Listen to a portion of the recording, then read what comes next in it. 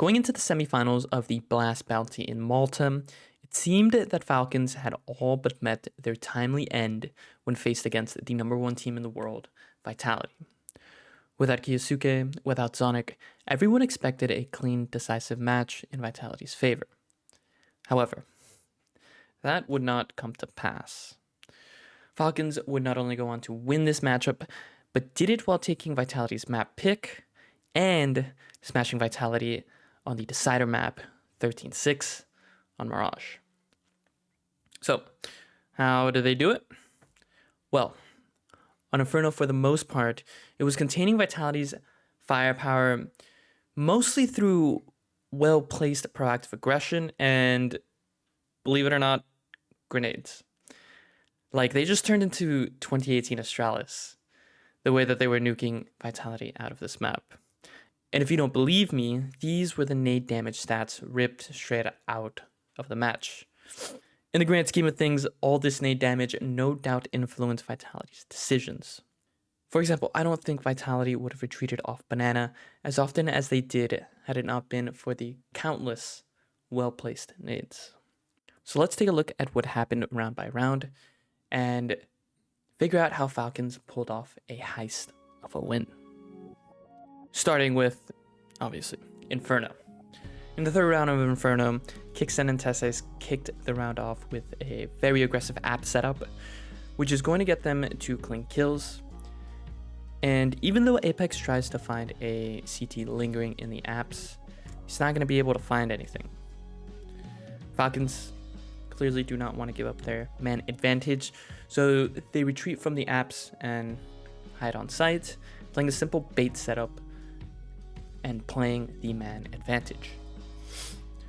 Alongside having zero real estate around the A site and being 2 men down, Vitality have no choice but to force a B exec, which is going to eventually result in giving Falcons their first round of the map. In round 4, we're going to see the first example of Falcons successfully repelling Vitality off the B site. First, Apex is brought down to 74 HP due to a molly. Mezzi takes 16 damage initially and eventually gets taken down all the way to 55 HP. And although Mezzi eventually gets banana control, Vitality makes a read and decide to go A, which was the right call since B site was stacked. Vitality eventually win the round in a 2v2 situation. In round number 5, Falcons have a dodgy buy.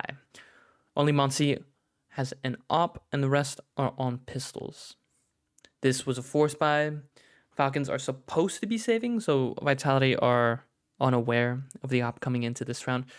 So once Monsi times this peek from the CT side and gets this kill onto Apex, Vitality quickly reconsider and rotate to the A site.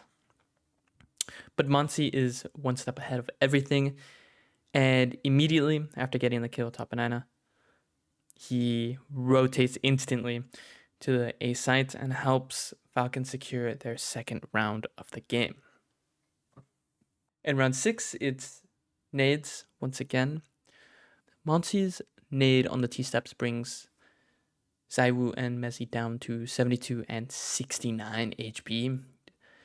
And another HE toward the stairs outside apps brings Flames down to 78 HP.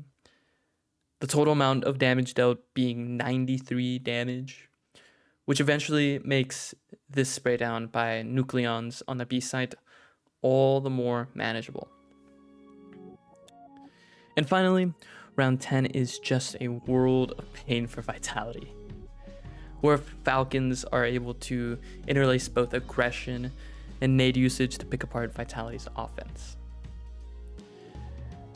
This is only the second round that Zaiwu brings out the op, and after a couple of pot shots up banana, he's just completely blown out of the round by a brutal double nade, which also brings down Mezzi to a measly 5 HP.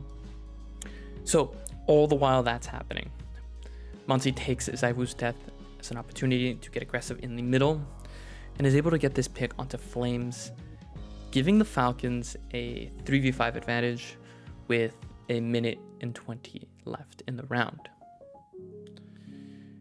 And that, for the most part, is how Falcons were able to slow down Vitality on their own mount pick. And although Falcons were able to continue this proactive play into Anubis, despite their efforts, they got absolutely fucking smashed. And their Astralis-esque nade damage did not carry over to the subsequent maps.